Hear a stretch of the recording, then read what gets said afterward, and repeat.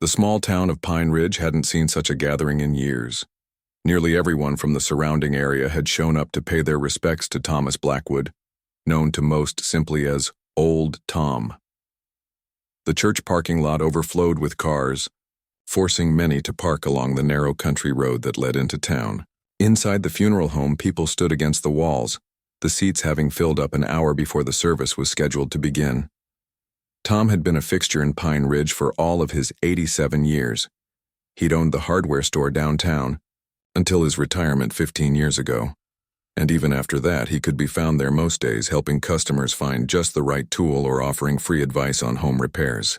Children loved him for the candy he kept in his pockets, and adults respected him for his honest business practices and willingness to extend credit when times got tough.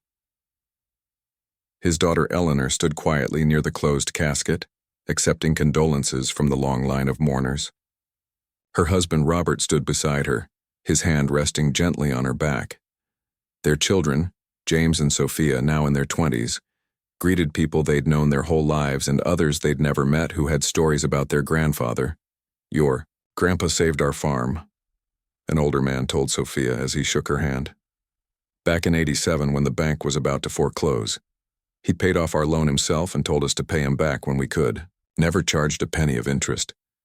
Sophia nodded, having heard similar stories all morning. Her grandfather had touched so many lives, often in ways the family hadn't known about until today. As the line of mourners thinned, the funeral director approached Eleanor. "It's nearly time," he said softly, "and I wanted to confirm about your father's unusual request." Eleanor's eyes darted to the sealed envelope in her hand, her father's last letter, which she'd been instructed not to open until just before the burial. "Yes," she said, her voice barely above a whisper. "We're going to honor his wishes exactly as he asked." The funeral director nodded, though his expression showed concern. "I've made the arrangements with the cemetery caretaker. The tomb will be opened as requested." A murmur spread through the room as those nearby overheard. Tom's final request had been the talk of the town for days. Nobody understood why he'd asked for the family tomb to be opened during his funeral, but speculation ran wild. "I heard he hid gold in there during the recession," a teenage boy whispered to his friend. "Nonsense," an elderly woman replied, overhearing. "Tom wasn't concerned with money. It must be something else." As the service began, the whispers died down. The pastor spoke of Tom's kindness, his generosity, and his occasionally stubborn nature. Laughter rippled through the crowd at stories of Tom's famous determination, like the time he spent 3 days trying to fix the church bell rather than replace it because they don't make them like they used to. When the service concluded, the unusually large procession made its way to Pine Ridge Cemetery, where generations of Blackwoods had been laid to rest in the family tomb, a small stone building set into the side of a gentle hill.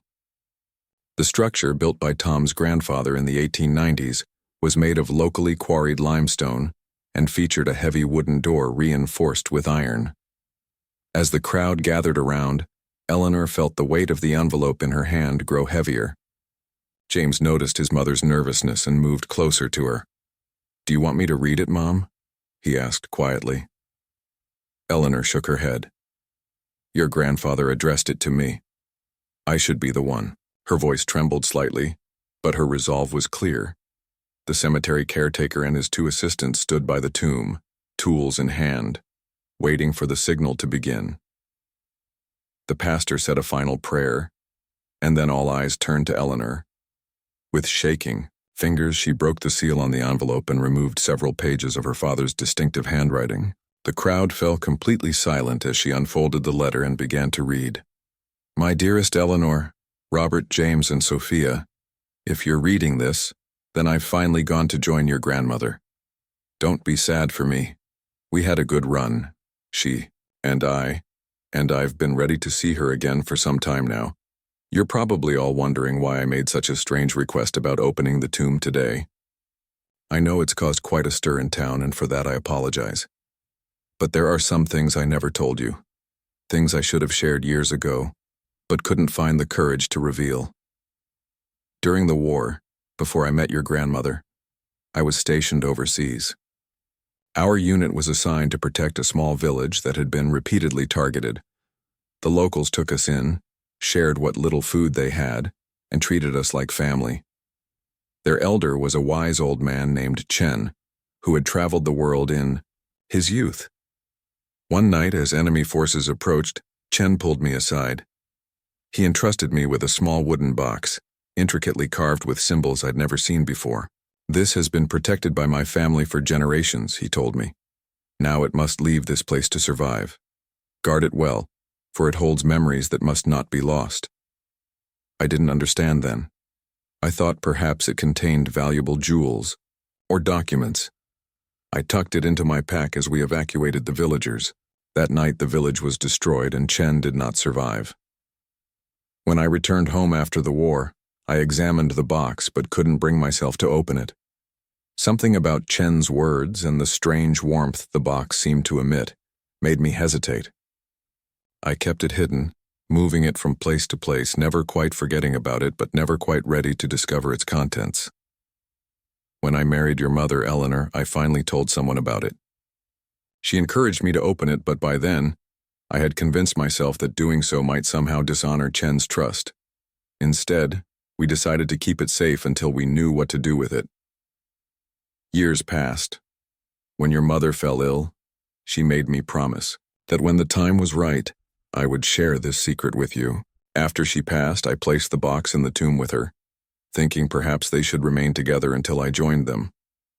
Now that day has come, and I realize I've been unfair, passing this mystery on to you without guidance. So I ask you now to open the tomb and retrieve the box. What you do with it afterward is your choice. Open it, keep it sealed, donate it to a museum. The responsibility is now yours as a family to decide together. Whatever you choose, know that I love you all, more than words can express.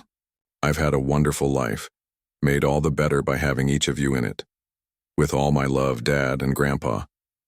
Eleanor's voice broke as she finished reading. She looked up to see tears on many faces, including her own children's. The letter had revealed a side of Thomas Blackwood that few had known, a young soldier carrying a burden of responsibility for decades. The crowd buzzed with this new information, theories now shifting from hidden treasure to mysterious artifacts. The cemetery caretaker stepped forward. "Mrs. Wells," he said, addressing Eleanor by her married name, "are we to proceed?" Eleanor looked at Robert, then at James and Sophia. They all nodded. "Yes," she said firmly. "Open it." The caretaker and his assistants approached the tomb door. The heavy old lock required a large iron key, which the caretaker inserted with some difficulty. It turned with a loud click that seemed to echo across the silent cemetery. The men then put their shoulders against the door, pushing together until it began to move, its hinges creaking from disuse. As the door swung open, a collective gasp rose from the crowd. From within the dark interior, a soft blue light spilled out, casting eerie shadows across the surprised faces of the mourners. "What in the world?" Robert whispered, stepping closer to Eleanor. The caretaker backed away, crossing himself. "In 40 years working here, I've never seen anything like this," he said, his voice unsteady. James moved forward, peering into the tomb. "There's something glowing in there," he called back. "On Grandma's side of the tomb."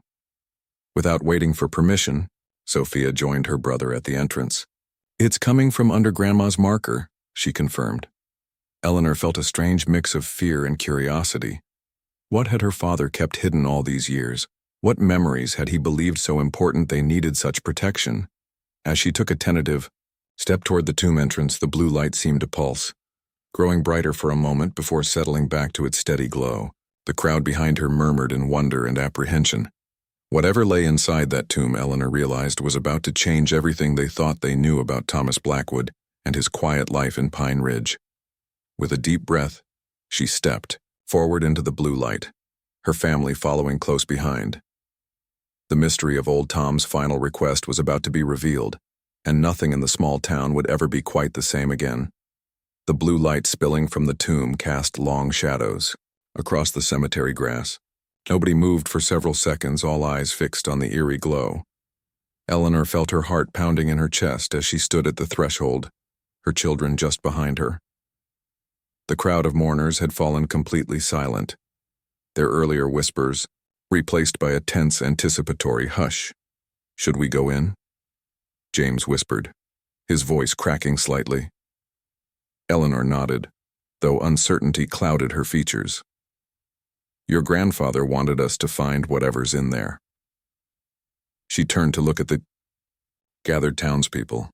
"Everyone, please stay back. We need a moment as a family." The funeral director stepped forward. "Perhaps we should all give the family some privacy," he suggested, trying to usher the crowd back. But no one moved. The mysterious blue light and the revelation from Thomas's letter had captured everyone's attention too completely. These people had known old Tom for decades, some for their entire lives, and the idea that he had kept such a significant secret all this time was too fascinating to walk away from. "It's okay," Robert said, placing a supportive hand on his wife's shoulder. "Let's just do what your father asked."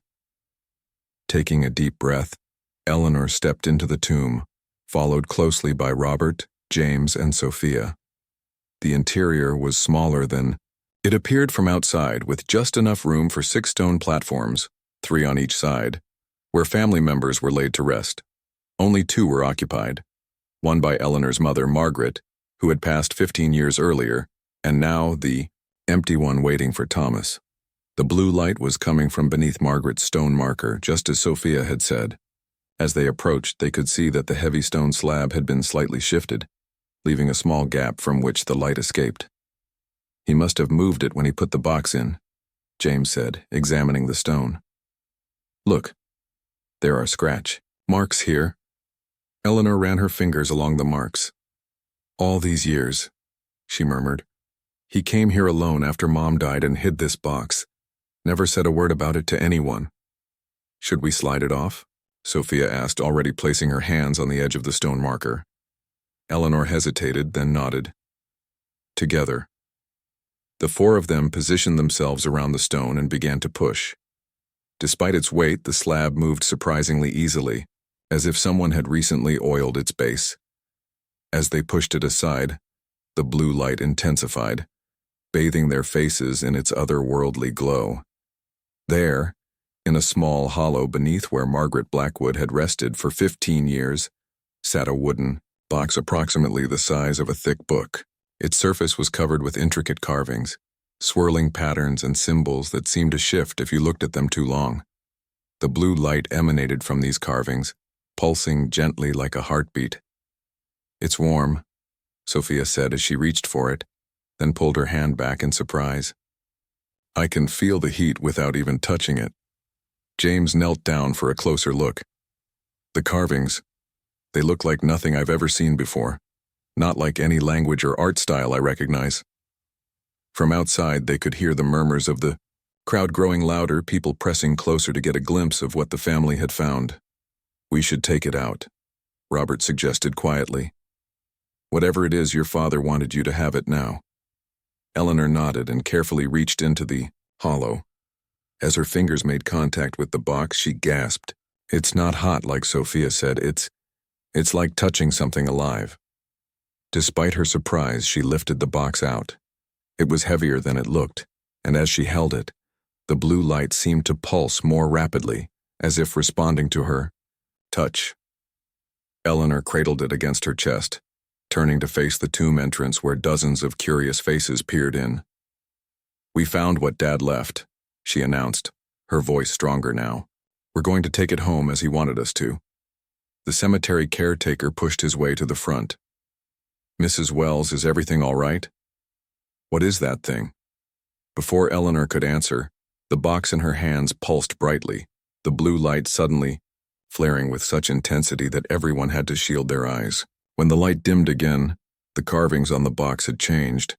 The patterns had shifted into new configurations. "It's responding to us," Sophia whispered in amazement. The crowd outside the tomb broke into excited chatter. Some backed away, in fear, making signs to ward off evil. Others pressed forward, curiosity overcoming caution.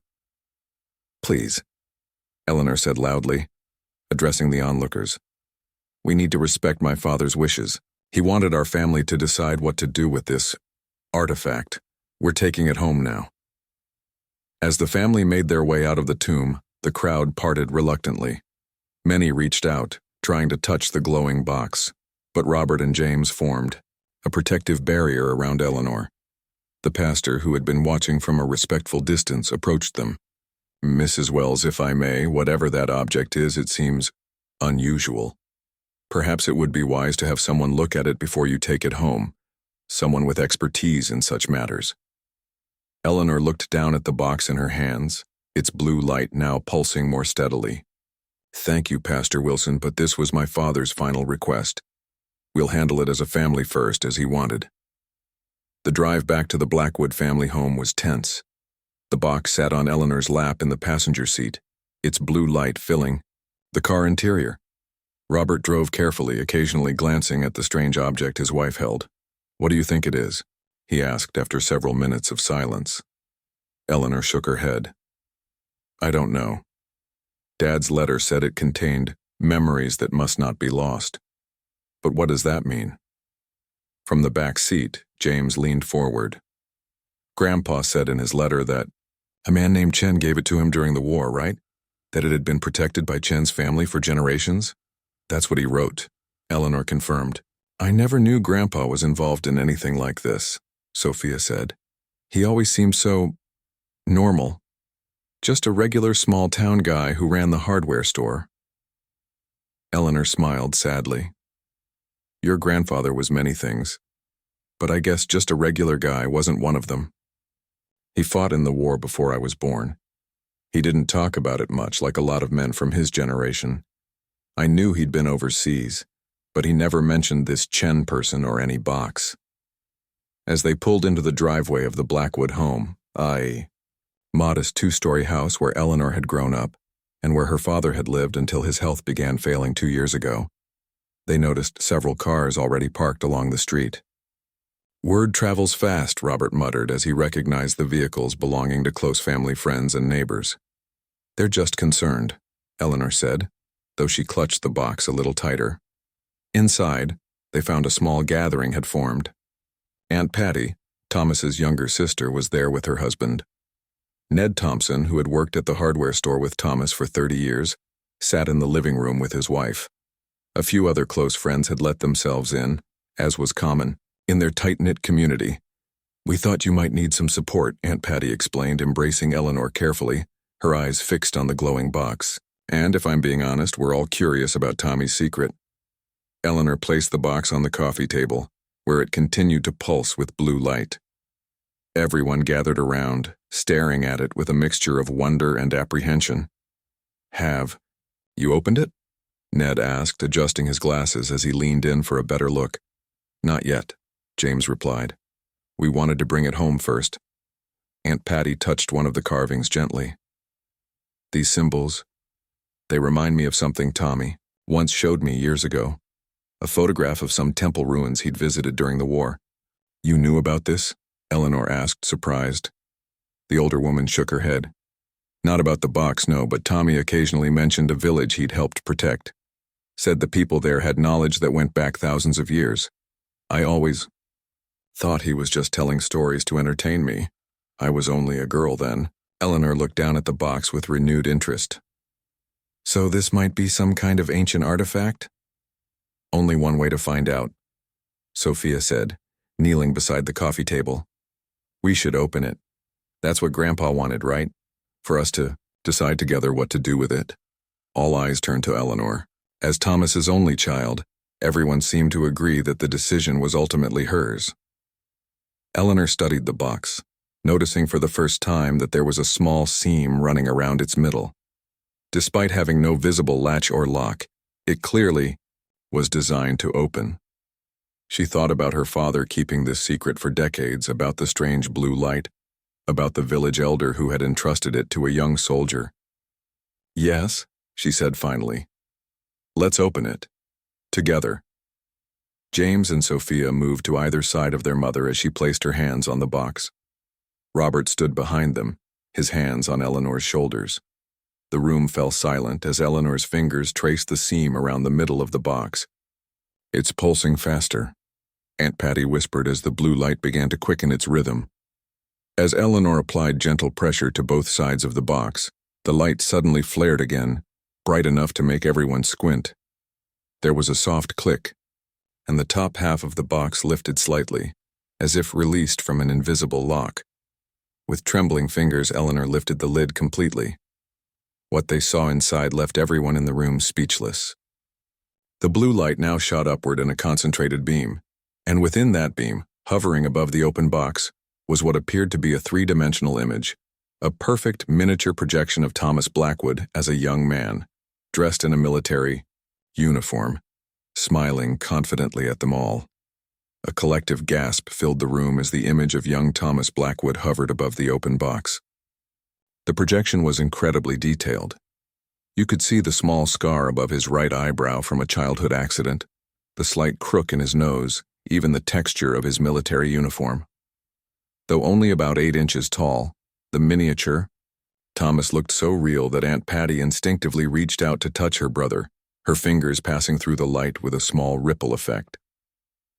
"Tommy," she whispered, tears welling in her eyes, "you look just like I remember when you came home."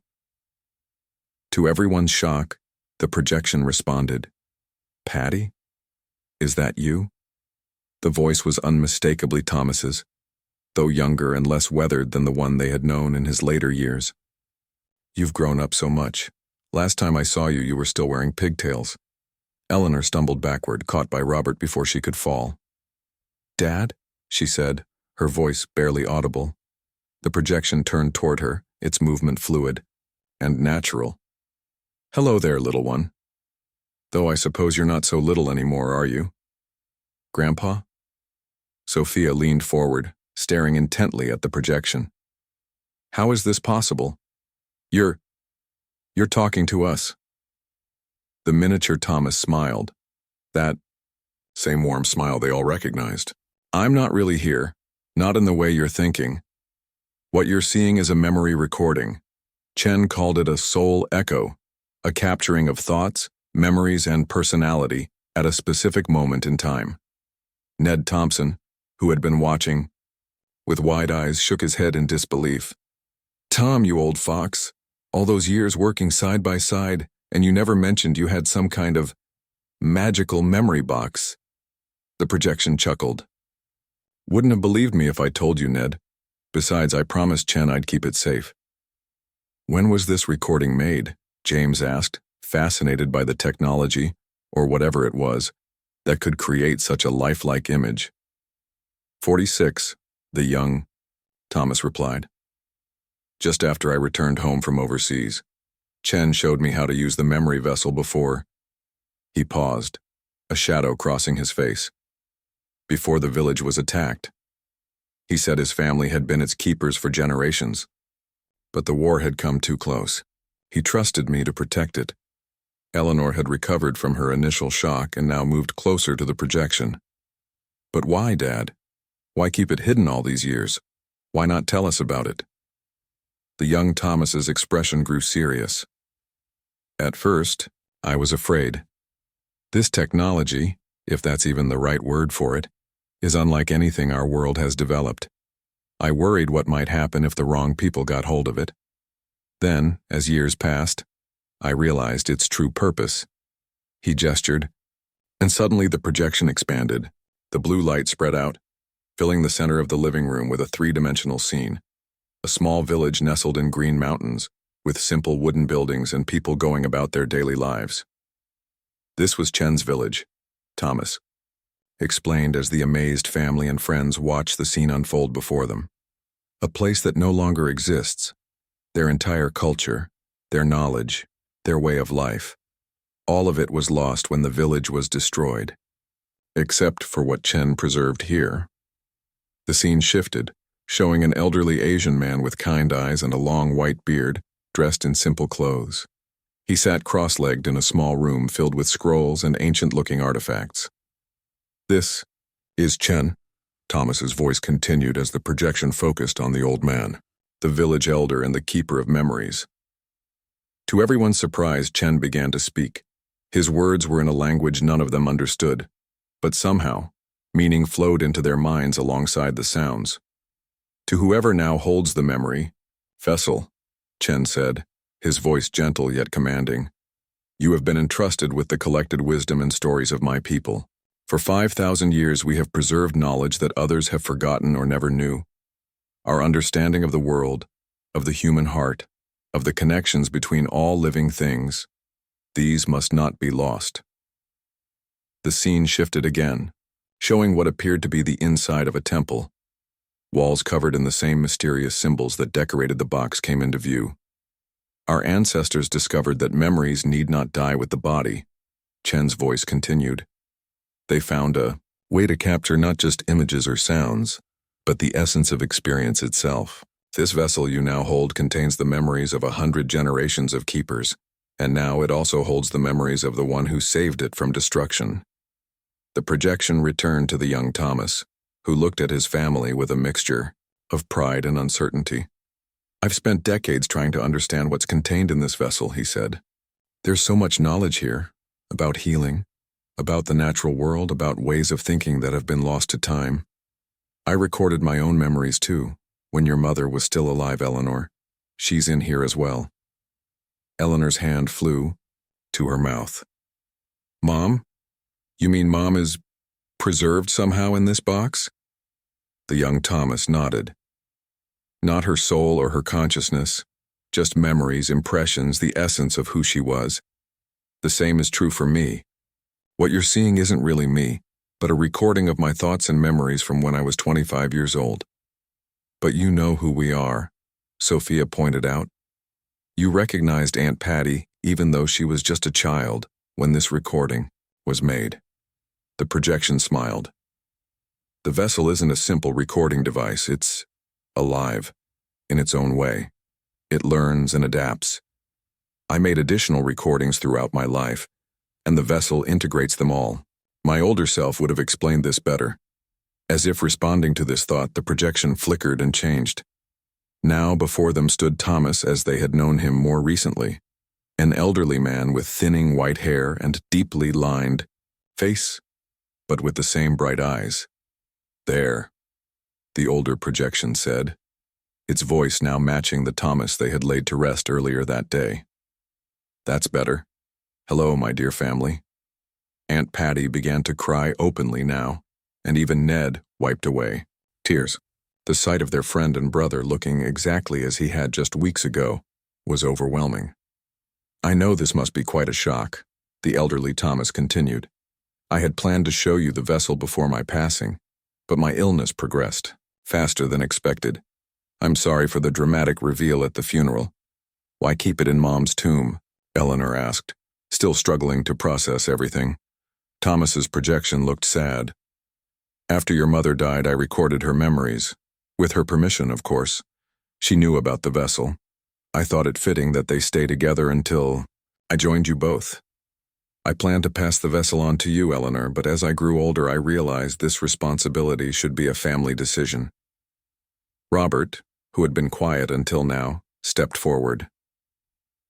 What exactly are we supposed to do with it, Tom? This is, well, it's beyond anything I've ever seen or heard of. That's for you to decide together, Thomas replied. You could learn from it. The knowledge it contains could help people, or you might choose to become its keepers, as Chen's family was, preserving it for future generations. Or, he hesitated. Or what, Grandpa? James prompted. Or you could let it rest, return it to the tomb. Some knowledge may not be meant for our time. The room fell silent as everyone contemplated this. The blue light continued to pulse gently around, Thomas's projection casting long shadows on the walls. There's something else you should know, Thomas continued after a moment. The vessel doesn't just store memories, it can share them too, not just as projections but as experiences. With practice, you can enter the memories, see them as if you were there. Enter them? Sophia repeated, leaning forward with fascination. Like we could experience your memories or great-grandma's memories? Thomas nodded. Or Chen's, or those of his ancestors going back thousands of years. It's Quite extraordinary. Is it dangerous? Eleanor asked, maternal concern evident in her voice. Not physically, Thomas assured her, but emotionally. Experiencing another person's memories so directly can be overwhelming. It changes you. That's partly why I kept it hidden for so long. I needed to understand it better first. Ned stood up suddenly, adjusting his glasses nervously. This is a bit much for me, Tom. I think Martha and I should be going. His wife nodded in agreement, already gathering her purse. Of course, Eleanor said, understanding their discomfort. Thank you for coming. As Ned and Martha made their way to the door, Ned paused and looked back at the projection of his old friend. Tom, I don't know what to make of all this, but it's good to see you again, buddy, really good. Thomas smiled. Take care of yourself, old friend. After they left, Aunt Patty moved closer to the projection. Tommy, I have so many questions. There's so much I want to ask you, and I'll answer what I can, Thomas replied gently. But remember, I'm not truly here. I'm just an echo of the brother you knew. An echo is better than nothing, Patty said softly. Eleanor looked around at her family, Robert standing supportively beside her, James and Sophia kneeling by the box. With expressions of wonder, Aunt Patty with tears in her eyes but a smile on her face. Then she looked at the projection of her father, so real and yet impossible. We need to decide what to do, she said finally. Dad, or whatever you are, you said this was a family decision. So let's make it as a family. The projection of Thomas nodded, his eyes twinkling with that familiar mix of wisdom and mischief they all remembered so well. That's my girl, he said. Always practical, even when faced with the impossible. But before you decide, there's something you should see first. Something I think will help you understand why Chen's people protected this vessel for so long. The blue light expanded once more, filling the room with its glow. As the family watched in amazement, the walls of their familiar living room seemed to fade away, replaced by a vast night sky filled with more stars than any of them had ever seen. They felt as if they were floating among those stars, weightless and free. This, Thomas's voice echoed around them, is just the beginning of what the memory vessel can show you. The stars surrounded them like diamonds scattered across black velvet.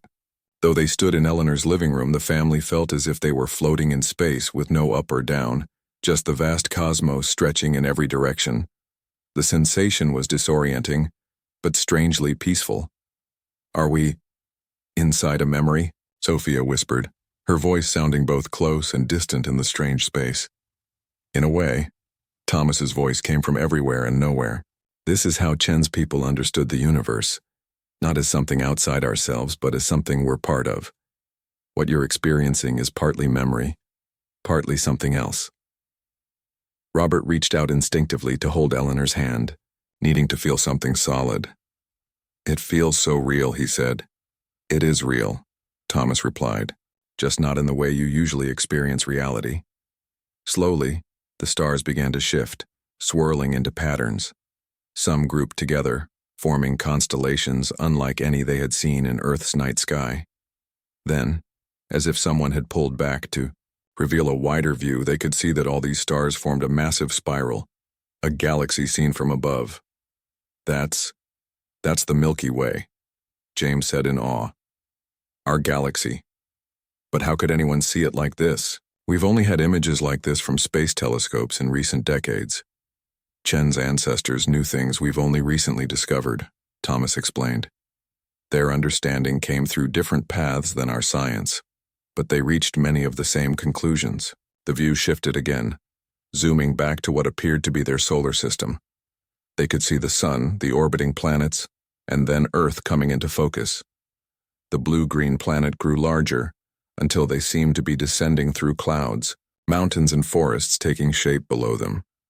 This is where Chen's village once stood, Thomas said as they found themselves hovering above a lush valley nestled between steep mountains. A small collection of wooden buildings with distinctive curved roofs sat beside a clear mountain stream. People moved about their daily lives, tending gardens, carrying water, children playing near the stream. It's beautiful, Eleanor said softly. It was, Thomas agreed, a note of sadness in his voice. Before the war came, the scene shifted and suddenly they were standing in the village center. Though they could see everything clearly, none of the villagers seemed aware of their presence. "These are my memories now," Thomas explained, "from when I was stationed, here with my unit." A younger version of Thomas walked through the village, nodding respectfully to elders and smiling at children who ran up to greet him. He looked tired but happy, his uniform dusty from travel. "The villagers took us in." The disembodied voice of Thomas continued as they watched his younger self interact with the local people. "They had little, but shared everything. We were supposed to be protecting them, but often it felt like they were protecting us." The scene shifted to nighttime. Young Thomas sat outside a small hut with an elderly man they recognized as Chen from the earlier projection.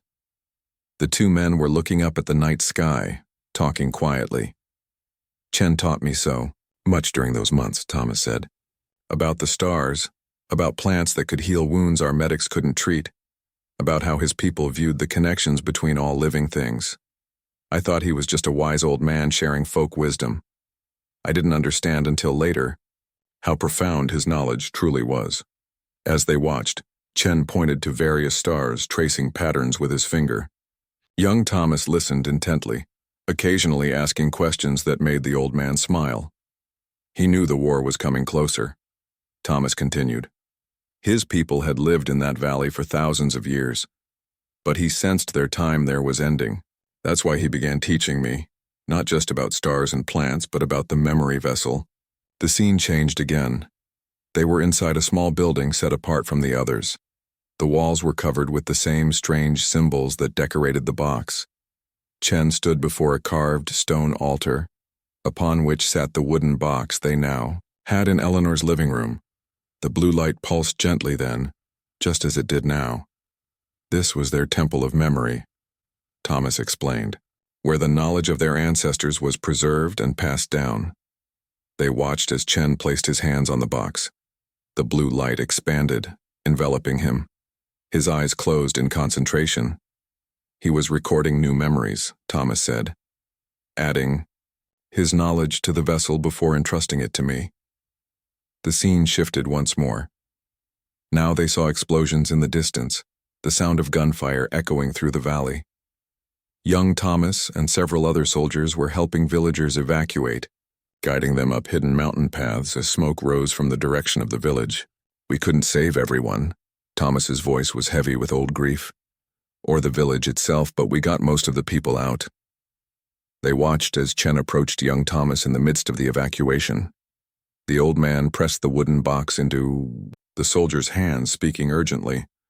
Though they couldn't hear his words over the sounds of battle, they could see the intensity in his eyes, the desperation to save what the box contained. Young Thomas looked uncertain, but nodded solemnly, carefully tucking the box into his pack. Chen clasped Thomas's shoulder, said something else, then turned to help an elderly woman up the mountain path. "That was the last time I saw him," Thomas said quietly. The enemy forces reached the village before the final group could escape. Chen stayed behind to make sure the others got away. He knew he wouldn't survive. The scene faded, returning them to the living room. The blue light contracted back into the box, though it continued to pulse steadily. The projection of elderly Thomas reappeared above it, looking at his family with sad eyes. "Now you understand why I kept it hidden," he said, "and why it's so important." Eleanor wiped tears from her cheeks. "You were trying to honor your promise to Chen." Thomas nodded. "At first, yes. But over time, I came to understand that the vessel contains knowledge that could change our world, for better or worse. That's why the decision about what to do with it needs to be made carefully." Aunt Patty, who had been silent during the entire journey through Thomas's memories, finally spoke. "Tommy, I had no idea you carried this burden all these years. Why didn't you tell any of us?" "I almost told your mother, Eleanor," Thomas replied, looking at his daughter, "when you were just a baby. But she worried that if people knew what we had, they might try to take it from us. The world wasn't ready then." He paused. "I'm not sure it's ready now." James had been examining the box carefully while the others talked. "Grandpa, You said Mom is in here too? Her memories? Thomas smiled gently. Yes. After she got sick and knew she wouldn't recover, she asked me to record her memories so she could leave something of herself for you children. You were both so young then. Can we see her? Sophia asked, her voice small. Thomas's projection looked at Eleanor, who nodded tearfully. Yes, he said. But first there's something else I should show you. Something about the choices you now face. The blue light expanded again, but less dramatically this time. Instead of transporting them to another place and time, it created what looked like a window in the air, a portal showing a modern laboratory. Scientists in white coats moved around sophisticated equipment, many of them focused on what appeared to be the memory vessel, now connected to computers and monitoring devices. This is one possible future, Thomas explained. If you choose to share the vessel with the world, it will be studied, analyzed, maybe even replicated. The knowledge it contains could advance our understanding of consciousness, of memory, of how we preserve our experiences. It could lead to remarkable medical breakthroughs, new technologies, ways to help people with memory loss or brain injuries. The scene shifted, showing a museum exhibit. The memory vessel sat in a glass case, with crowds of visitors watching, in wonder as projections similar to Thomas's told stories and shared knowledge from the past.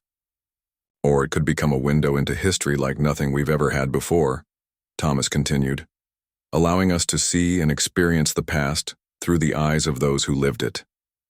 Another shift, and they saw what looked like a secure vault, deep, underground. The memory vessel sat alone on a pedestal, its blue light dim in the darkness.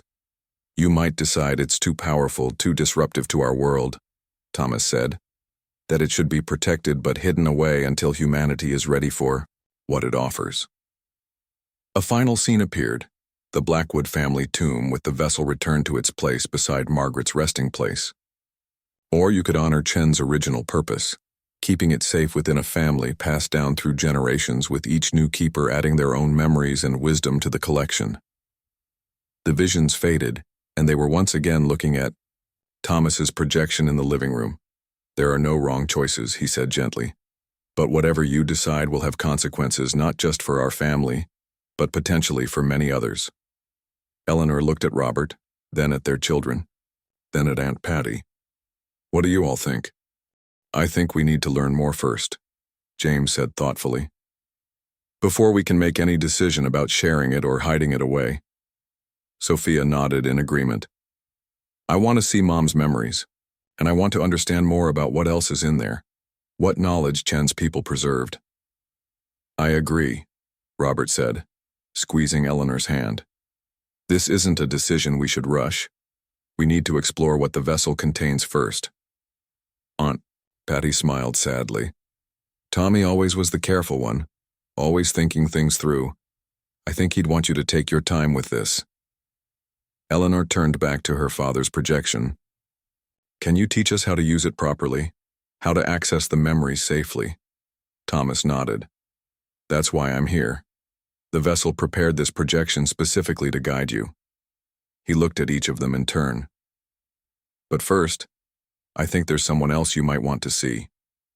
The projection flickered and Thomas's image was replaced by that of a woman in her 30s with Eleanor's eyes and a warm smile that immediately brought tears to everyone's faces. Margaret, Robert whispered. Mom, Eleanor said, her voice breaking. The projection of Margaret Blackwood looked at her family with love and just a hint of mischief that was so characteristic of her in life. Hello, my darlings, she said. My, how you've all grown. We have so much catching up to do. Eleanor couldn't take her eyes off her mother's projection. Margaret looked exactly as she remembered her, warm smile lines around her eyes, honey brown hair pulled back in a loose bun with a few strands escaping, and that gentle but determined expression that had guided Eleanor throughout her childhood. It had been 15 years since she'd heard her mother's voice, and the sound of it now made her heart ache with both joy and loss. Mom, she whispered again, unable to find other words. Margaret's projection smiled wider. My sweet girl, look at you. So strong, so capable. I always knew you would be. Robert stepped forward, standing beside his wife. Margaret, this is incredible. Hello, Robert. Margaret's eyes twinkled with familiar warmth. Still taking good care of our Eleanor, I see. Trying my best, he replied, his voice thick with emotion. Margaret turned her gaze to James and Sophia and my grandchildren. The last time I recorded memories for the vessel, you were just children. James, you were 11, all knees and elbows and always with your nose in a book. And Sophia, you were 9, stubborn as your mother and always climbing things you shouldn't. James and Sophia exchanged glances, both wiping away tears. The accuracy of their grandmother's descriptions made her presence feel all the more real. Grandma, Sophia said hesitantly, are you aware of things? I mean, since you, she trailed off, unsure how to phrase her question. Margaret shook her head gently. No, dear one, what you're seeing isn't really me, not in the way you're thinking. I'm not watching over you from some other place. This is just an echo, preserved, in the vessel. The last time I added memories was a few weeks before I passed away. Then how do you know who we are now? James asked. How can you recognize us as adults? Thomas's projection reappeared beside Margaret's, the blue light accommodating them both. The vessel doesn't just store static recordings, he explained. It integrates information over time. When I added new memories after your mother was gone, I included my memories of you growing up. The vessel created connections between those memories and your mother's memories of you as children. It's like a tapestry, Margaret added. My thread stopped being added years ago, but your grandfather continued weaving in new ones that connected to mine. Aunt Patty, who had been quietly weeping at the sight of her sister-in-law, finally spoke. It's so good to see you both together. Again. Margaret's projection turned toward her with a fond smile. Patty, still wearing purple, I see. Some things never change. This small observation, Aunt Patty was indeed wearing a purple cardigan as she often did, brought fresh tears to everyone's eyes. It was such a human thing to notice, such a Margaret thing to comment on. There's so much I want to ask you both, Eleanor said, looking between her parents' projections. So much I want to tell you. And we want to hear everything, Thomas replied. But remember, we're just echoes. We can share what we knew and felt during our lives, but we can't truly experience new things with you. That doesn't matter, Eleanor said firmly. You're here. Somehow you're both here. For the next few hours, the family talked. They shared stories, asked questions, and listened as Thomas and Margaret's projections recalled memories from their lives. Aunt Patty eventually said her goodbyes, promising to return soon, clearly overwhelmed by the emotional experience. As the night grew late, James noticed the blue light from the vessel seemed to be pulsing more slowly, dimming slightly. Is something wrong with it? He asked, pointing to the box. Thomas's projection looked down at the vessel. It's conserving energy. The projections require a lot of power. The vessel can recharge itself over time. Another feature I never fully understood, but it has limits. We should let it rest, Margaret suggested. And you all should rest too. It's been an overwhelming day. Eleanor nodded reluctantly. How do we turn it off, or put it to sleep, or whatever the right term is? Just close the lid, Thomas instructed. The vessel will do the rest. And don't worry, we'll still be here when you open it again. Sophia knelt beside the box. Will it be safe? Should we hide it somewhere? Thomas smiled. The vessel has its own protections. It can only be truly activated by someone with good intentions toward it. That's why it responded to your family right away. It sensed your connection to me. One last thing before you go, Margaret said, her expression growing serious. I know Thomas has explained the choices you face about the vessel's future. I want you to know that whatever you decide, we trust you. This is your world now, not ours. Eleanor nodded, tears threatening again. We'll be careful. We'll make the right choice. I know you will, sweetheart, Margaret said softly. With a last long look at her parents, Eleanor gently closed the lid of the box. The blue light contracted, then winked out, leaving the room feeling strangely empty and dim despite the regular lamps still burning. "We should get some sleep," Robert suggested, putting his arm around Eleanor's shoulders. "Process everything. That's happened." "I'll put this somewhere safe for tonight," James said, carefully lifting the now dormant wooden box. Eleanor nodded absently, her mind still full of her parents' faces, their voices, the impossible miracle of having spoken with them again. The next morning, the family gathered around the kitchen table.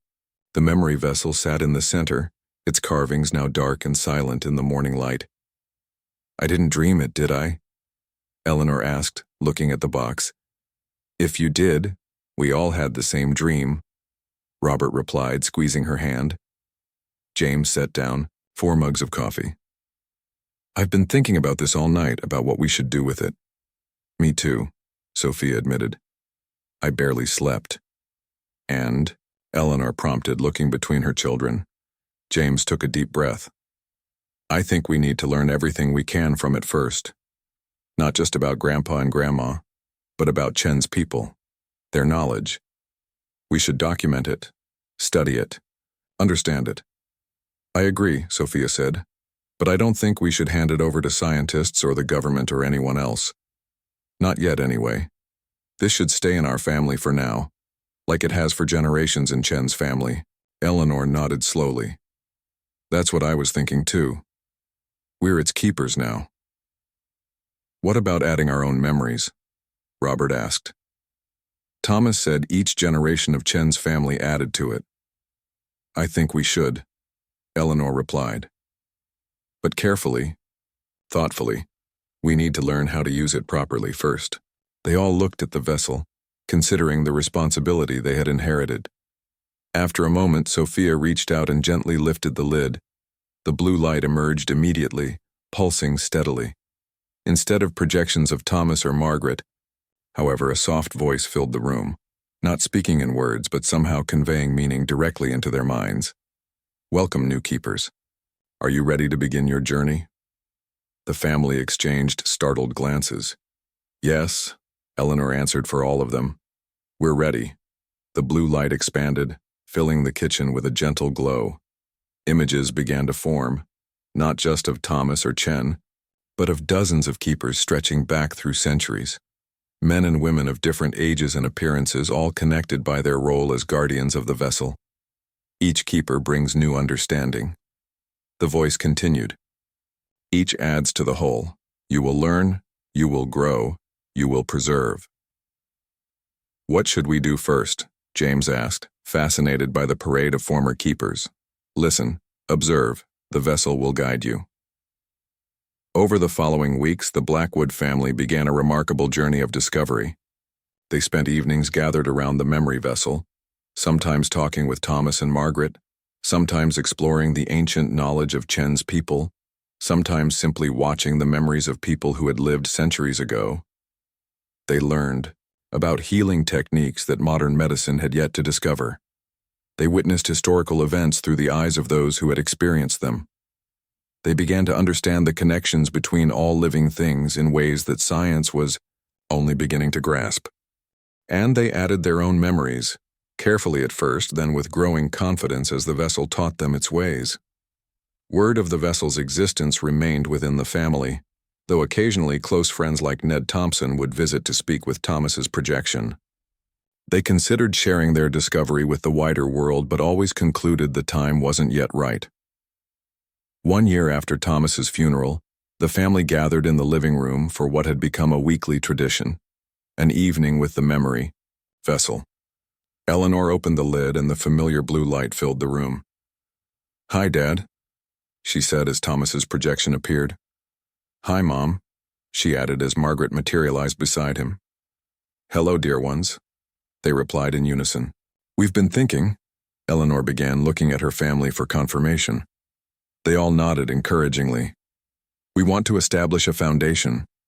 Nothing too public at first, but a way to begin sharing some of the knowledge from the vessel, the medical techniques, the environmental insights, the historical perspectives." Thomas and Margaret exchanged glances, their projections somehow conveying pride.